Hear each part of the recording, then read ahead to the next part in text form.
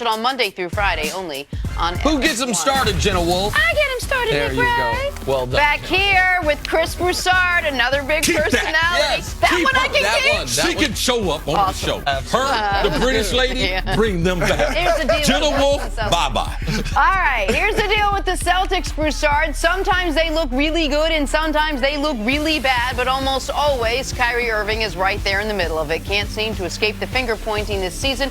Charles Barkley had some harsh words for Kyrie, calling him, quote, one of the most miserable people I've ever seen. Broussard, you agree with Chuck?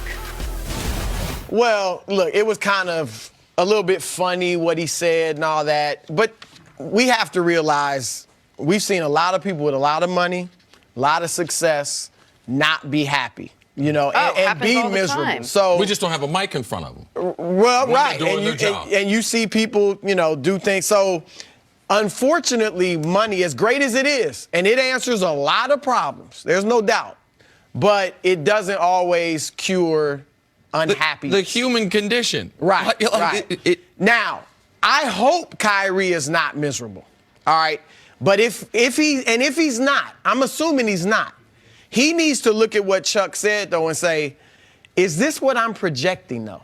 You know, and change my demeanor. I like that. Change the way I'm acting, because if he's miserable, Because you have then to you need listen to get some it. help. You're saying listen to it. Right. Before you just totally disregard it, listen to it. Why would someone who's covering this game see?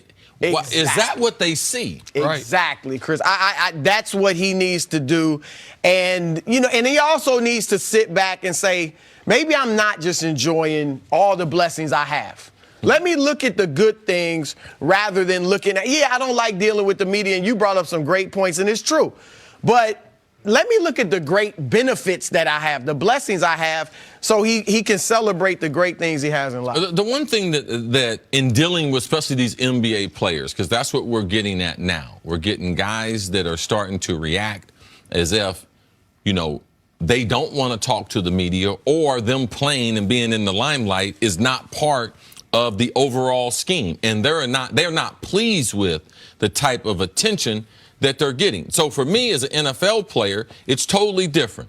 The amount of times you have to meet with the media, we had it structured. I had one scheduled appointment during and after the game. I would typically meet with the media, but also I would do this. If someone else had a big game, and at my locker, I would address people briefly. I wouldn't go into the main room if they didn't. If someone else had a big game, I would address people at my locker. And before going into the press room, I'd slip off and be off into my car. And it wasn't that I was mad. It wasn't that I was jealous. Now, people wrote things. Oh, Chris Carter, he missed the media session. No, I didn't. I was at my locker, but there were less media requirements. And I know myself, man, I was not happy. And I know there was a few people that I went after because I wasn't happy after practice, before practice, having to answer the redundancy of questions. And there's certain things and there's certain questions, they get you upset when you're talking about your teammates and things like that. Chris, did you ever interview Patrick Ewing when he was playing? Patrick Ewing had an issue with lights. If a cameraman put the lights on, he hated it. He was miserable. He would snap at you. And admittedly, he's like, shut your lights off. I don't want, and everyone was just trying to do their jobs.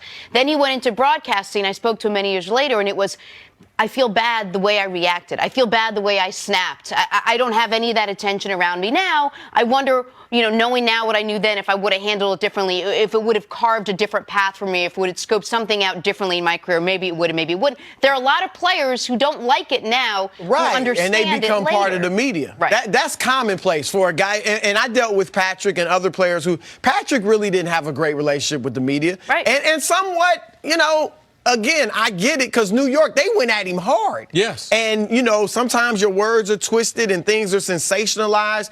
But one thing I used to always look at the Knicks, before I even started covering them, you would see on SportsCenter, all of their interviews were like in the parking lot. Like the media would have to go get them outside in the parking lot by their car to chase them down. Right? Interviews. Yes, Yes. I mean, they're running Mercedes. from the media. So KD and Kyrie, they're not the first ones to deal with this. But to your point, technology, now they're out in the public eye even more than they used to be. Listen, I'm certain of it. There are people watching this right now saying, boo-hoo, cry me a river. You make all this money. You have all this fame. What do you have to worry about? And they're saying that from just air-conditioned apartment. And my life is hard, man. I've got a job I don't like. I'm trying to struggle to pay the bills. And there's someone maybe in Baton Rouge thinking, if I could just get an air-conditioned apartment, it would solve everything. That's all I would need. And there's someone somewhere else in the world saying, looking at that person in Baton Rouge in the air conditioning and saying, man, if I could just not have to walk an hour to get water for the day. No matter where you are, you normalize eventually your circumstances, and it does not cure overall general happiness. I get it. Life is easier with money, of course. And there are more fun things to do when you are a superstar NBA player than when you're someone working multiple jobs just to pay the bills. No doubt about it. But there's always someone that's got it better than you.